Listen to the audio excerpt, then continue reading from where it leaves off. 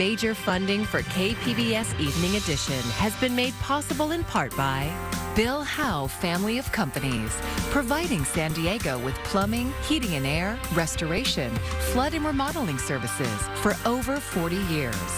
Call 1-800-BILL-HOWE or visit billhowe.com. And by the Conrad Prebys Foundation, Darlene Marcos Shiley, and by the following.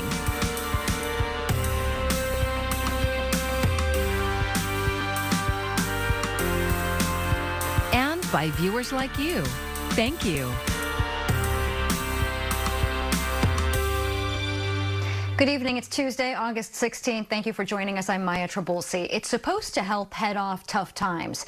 And today, President Biden signed the highly touted yet controversial Inflation Reduction Act.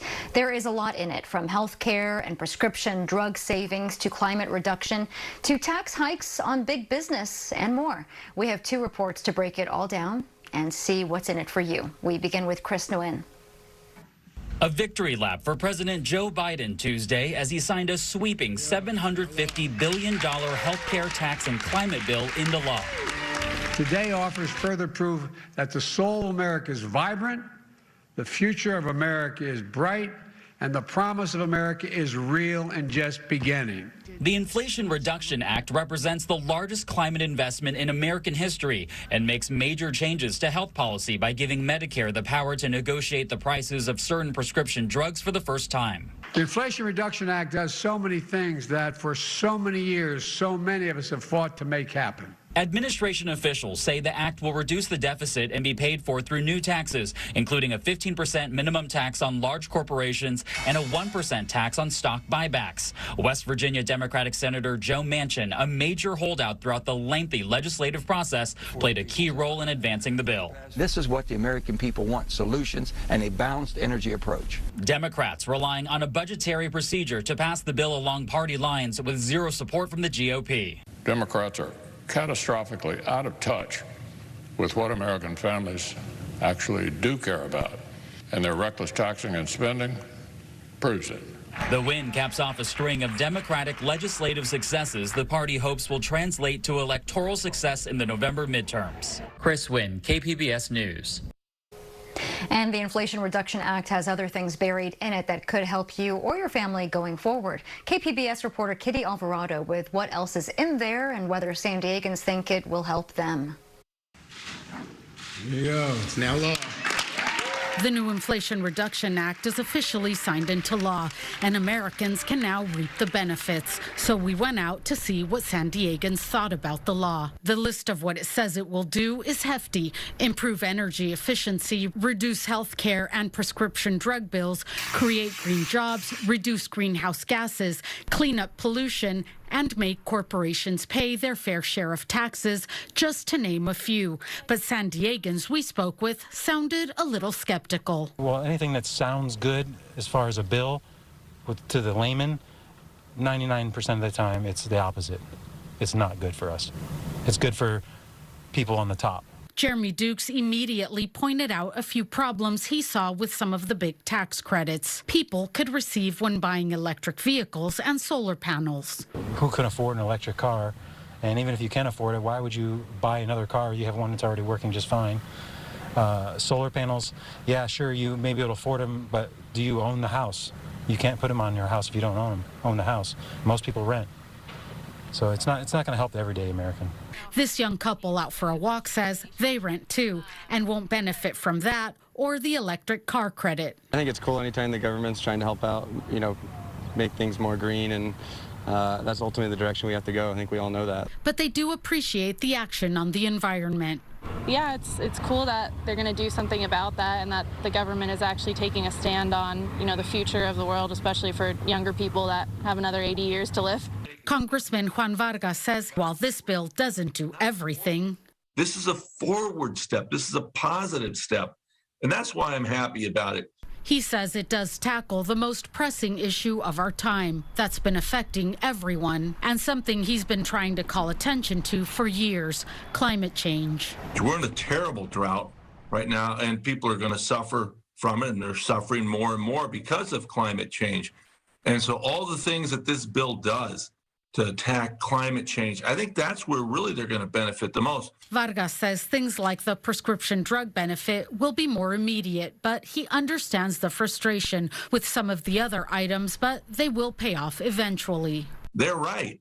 They can't afford electric vehicles right now. Only the wealthy people can, because the price is too damn high. But with this investment of the federal government, those prices will come down, and fairly quickly, and you'll see that Ford and Chevy and American manufacturers will build inexpensive electric vehicles. Congressman Scott Peters says this bill has something in it for everyone, and he's especially proud of the prescription drug pricing reform. It's going to cap the amount that seniors on Medicare have to spend at the pharmacy counter at $2,000 a year, and it's going to provide a $35 a month cap for those people for insulin.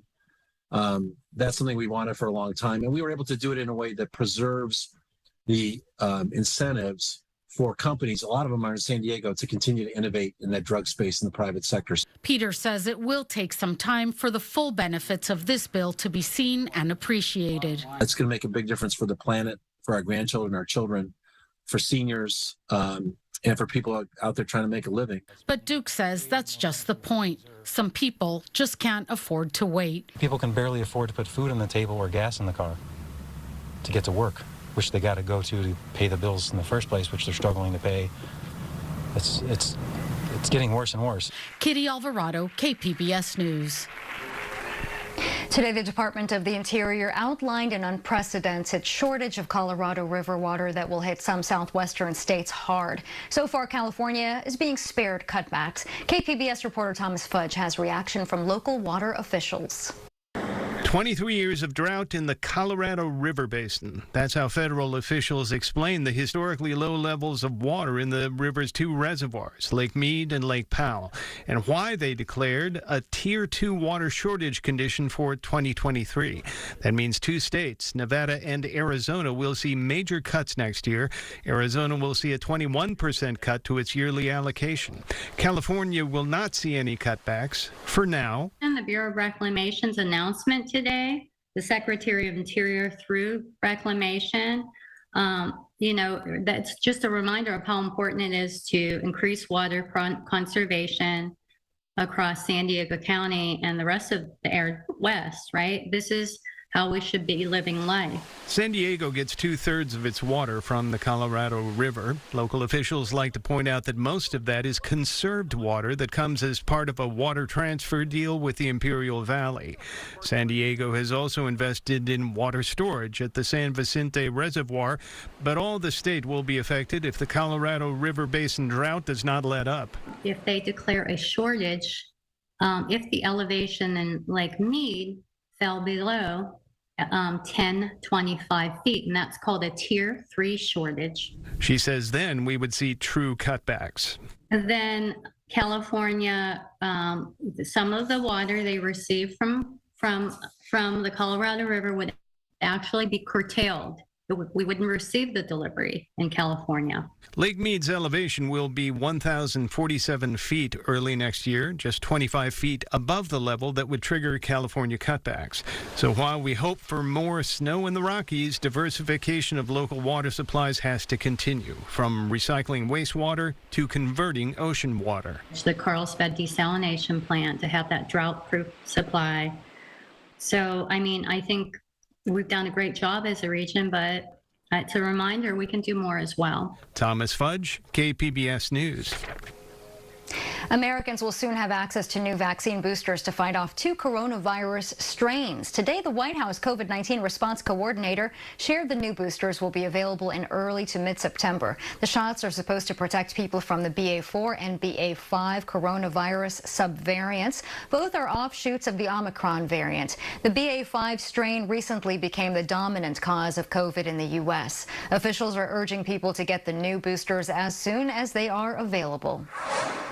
The White House is moving past the acute emergency phase of pandemic planning. The Biden administration says it will stop buying vaccines, treatments, and tests as early as this fall.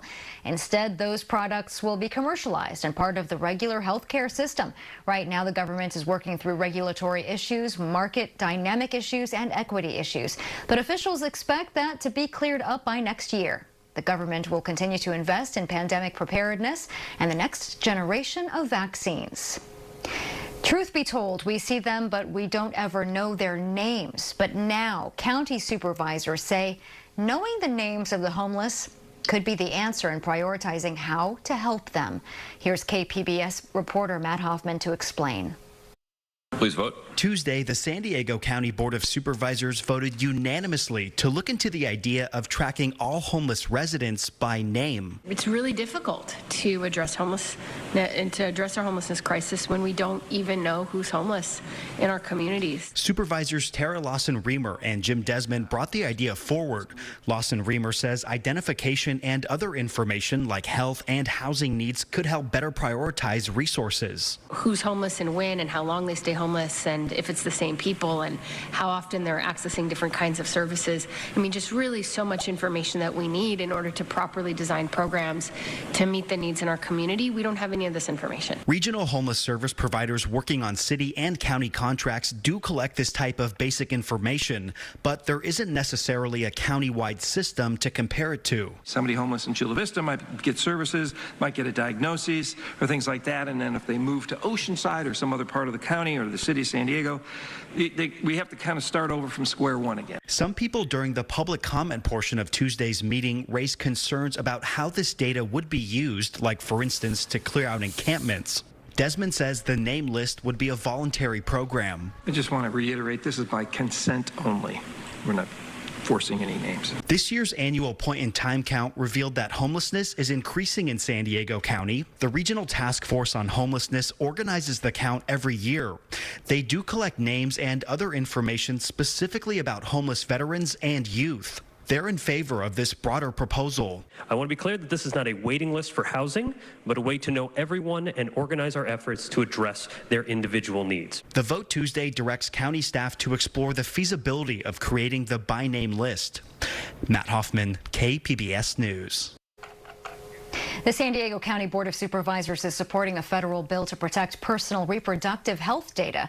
The My Body, My Data Act was introduced by San Diego Congresswoman Sarah Jacobs. It would create a new national standard to protect reproductive health data while limiting what type of information companies can collect and keep. The bill would also give individuals access to delete their personal data if they so choose. There's far too much opportunity for big corporations to sell our private data about our period, about our sexual health, to the highest bidder, or even collude with law enforcement to prosecute people for really personal choices. Supervisors voted 4-1 today to support a resolution backing the My Body, My Data Act. The bill is gaining momentum in Congress, now having 93 co-sponsors and 13 Senate co-sponsors. Today, county supervisors unanimously approved an emergency measure to curb deaths from overdosing in counties. KPBS reporter Alexander Nguyen with a look at the new plan and why activists say it's a step in the right direction. What took so long? Why so many deaths? What took so long? Gina Burns' son is currently at George Bailey Detention Center. She welcomes the new measure passed today, but says it shouldn't have taken 15 in-custody deaths this year to get the board's attention. Last month, 5 inmates died while in county custody. How did that happen? I mean, who's accountable for that?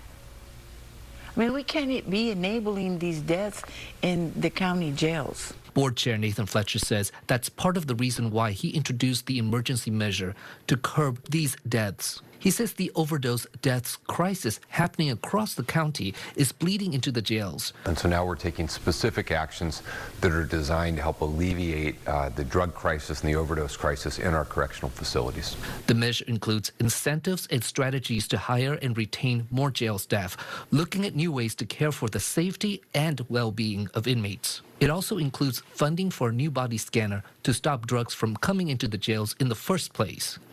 I want to know with these body scanners, are the staff and the sheriffs going to also be going through the body scanners? Because the family members are not bringing drugs. She says it's more likely that jail staff are bringing them in. San Diego Interim Sheriff Anthony Ray disputes that claim. We've had those allegations, but over the last 5 years, we've had absolutely no proof, no concrete evidence, no cases sustained of anybody bringing narcotics in. So we're focusing the resources we have right now on where we know that drugs are coming in. And those ways are through the mail and visitors smuggling them in. The board will receive a progress report on the measure in 60 days. Alexander Nguyen, KPBS News. UC campuses across the state are facing a drop in the number of students that they can offer admission. The numbers are especially down at UC San Diego. Offers to join the freshman class have dropped for California residents and out-of-state and foreign applicants. While overall enrollment on the La Jolla campus is expected to increase by 2,000 students this fall, the admissions office faces a challenge to balance the number of students they invite following almost 3 years of the pandemic. Their yield was higher last time, and so they had more people than they anticipated. So they're trying to figure out how to do the right amount of offerings so that they get the number of students that accept. The drop in freshman admission offers is almost 9,500 less than the last school year. The Biden administration will automatically cancel nearly $4 billion more in student loan debt. The move will affect more than 200,000 former students who attended the now defunct for-profit ITT Technical Institute. The ITT Tech shut down in 2016 after its federal funding was revoked because the school failed to meet certain accreditation standards. The Biden administration has canceled nearly $32 billion in student debt, mostly for borrowers who were defrauded or are permanently disabled. The pause on federal student loan payments is set to expire at the end of the month. A new study finds more than 100 million Americans will be living in hotter areas by mid-century. The study was published today by the climate research nonprofit group First Street Foundation. It found worsening extreme heat and humidity from climate change will bring extremely dangerous heat indices to much of the country in the next 30 years. The intensity and frequency of the hottest days of the year will also increase. In the so-called extreme heat belt, stretching from Texas to the Great Lakes, temperatures could surge above 125 degrees during their hottest stretches of the year.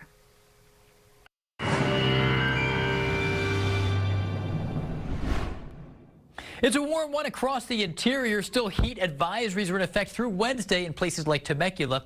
And we'll see a little bit of an expansion in the monsoon moisture later this week. So there could be a few, and there likely will be a few isolated mountain thunderstorms in inland parts of San Diego County only. And then we'll turn a little more comfortable in those warm spots. Water vapor loop shows the ridge is still large and in charge across much of the area just offshore. Monsoon moisture will gradually begin to expand a little farther west, but in the meantime, heat advisories continue through Wednesday into Temecula and Beaumont, ending around 8 p.m. local time on Wednesday afternoon. So tonight, humid. We'll see some of those low clouds out there. Temperatures drop only to 81 in Borrego Springs. Always an interesting point of reference for warm nights with our forecast. And Futurecast keeps those low clouds around into the early morning hours and it gradually very, very isolated hints at convection there into the mountains on Wednesday afternoon. Nothing widespread, though, but there might be an isolated storm just for a few folks out there. And you can see the monsoon moisture is pretty robust to the interior, and we're just barely west of the grip of the fringe of that. But you can see we're going to include a stray thunderstorm around in our forecast for Mount Laguna. It's the high elevations that have the best chance of one of these extremely slim isolated storms. They're going to be more widespread to our east, but there overall will be a slight expansion in the monsoon moisture's footprint. So we'll have a slightly greater chance for some of those mountain showers and thunderstorms into inland San Diego County this weekend. Coastal forecast, a slight cooling trend, about 3 degrees cooler into Saturday compared to Wednesday. Inland areas, this is a bigger drop from 93 Wednesday down to 84 come Saturday. A pretty significant 9-degree difference there. Into the mountains here, you can see isolated storms around each day over the next 5. Temperatures drop just a couple degrees, 81 down to 78. And then in the deserts, we're going to feel a hint of relief from 107 over the next 2 days. Small chance for a stray storm to drift off the mountains into the deserts later this week to around 101 on Saturday. I'm meteorologist Jeff Cornish for KPBS News. If you've dined out recently, you may have experienced some sticker shock, or maybe your favorite item was sold out. A mix of challenging economic indicators is the latest hurdle for restaurants, with many still feeling the impact of pandemic shutdowns. Karen Kafa speaks with two owners whose businesses survived the worst, only to face new challenges on the other side. Opening the doors of Martin's Cocina y Cantina in Inglewood, California last September felt like a victory for Christian Martin's family. First was the COVID, and then having to deal with all those obstacles, and then, you know, having to still pay your rent, still pay your mortgage, still doing all those things, employees. And so you thought that was kind of the end of it. Like, if you got out of that, you were going to survive. But even for a family who opened the first of their 5 restaurants during the Great Recession, Martin says the current challenges are unprecedented. You want to put attractive pricing out there, but it's challenging to do that when, you know, you turn around and you see the invoices come in. Customers satisfying their pent-up dining demand this summer face a new landscape, maybe a longer wait time, maybe some menu items unavailable, and probably a bigger tab. This is what we need to do to stay in business and stay afloat. Jen Cravado reopened 1310 Kitchen and Bar in Washington, D.C. last summer after 13 months closed for COVID-19. Since then, supply issues and inflation have posed one big challenge. I just take things off the menu, things that we haven't been able to get or can't get in. Sometimes I have to compromise on what we can get in. It's like the pressures consumers feel in their own grocery shopping on a greater scale. The Bureau of Labor Statistics says that in the last 12 months, grocery prices soared 13.1%, everything from eggs to chicken to fruits and vegetables. Restaurant prices showed a 7.6% increase in the same period as owners try to keep diners coming in. Labor is another cost and challenge. The cooks seem to be the hardest to find. Management seems to be the hardest to find. The rate I'm paying back of the house starting $4 more an hour than initially, than pre-pandemic times. I'm happy to pay them more. They deserve more, but it has to be reflected, you know, in our costs. Overall, inflation showed some easing last month, and gas prices have also fallen off record highs. Still, cautious consumers and high prices make a tough recipe for restaurants that have already weathered so much. In Washington, I'm Karen Kafa. I'm Judy Woodruff. Tonight on the NewsHour, can lawmakers who have openly criticized former President Trump survive primary races in Wyoming and Alaska? Coming up at 7 after Evening Edition on KPBS. A group of disabled veterans proved that they were up for adventure at the Summer Sports Clinic National Adaptive Sports event in San Diego. We sent video journalist Mike Damron out to capture how they turned their disabilities into abilities.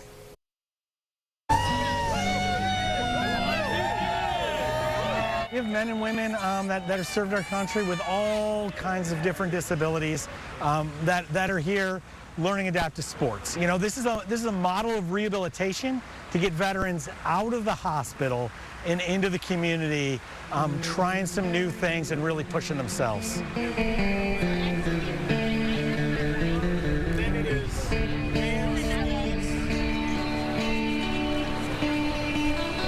Yeah, so that first time in the water, it's a nervous feeling. It's kind of scary, you know, but that's why we bring out a great team to help them and coax them through that experience. But then once they catch that first wave, I mean, you feel like you're flying.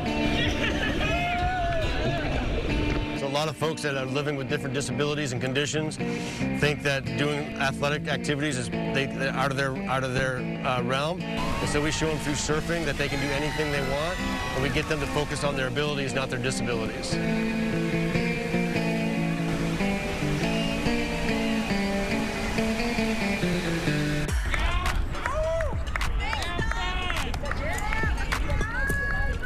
It's given me confidence that I haven't had in a long time. We're doing a lot of stuff that I haven't ever done, which is exciting. I'm meeting new people, which I really like. And I like the idea of teams. Good one, man. Nice job. Yeah. Nice job. It's really been nice being here for that. having these disabilities and being with all these other people that also have these disabilities, because we're all in the same boat.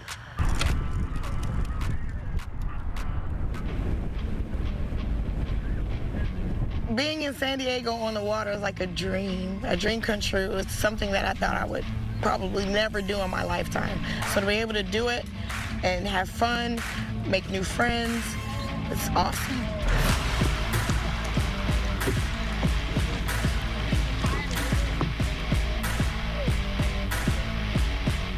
I've realized that no matter if you're missing an arm, missing a leg, or two legs, there's ways to achieve things that you want to do. No matter what it is, there's just a different way to do it than what you probably originally thought. Our veterans are going home with a new set of skills, or a set of skills that maybe they didn't think they had. And that could be getting on a plane. That could be traveling. I mean, they're out here in the community in a new place, and many haven't traveled since the pandemic started. And I mean, we're trying to create a safe environment for the veterans, but one where they can really thrive and test themselves.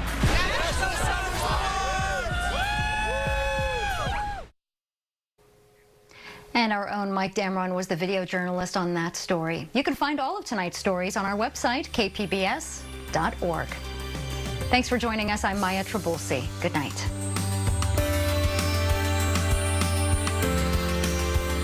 Edition has been made possible in part by Bill Howe Family of Companies, providing San Diego with plumbing, heating and air, restoration, flood and remodeling services for over 40 years. Call 1-800-BILL-HOWE or visit billhowe.com. And by the Conrad Prebys Foundation, Darlene Marco Shiley. And by the following: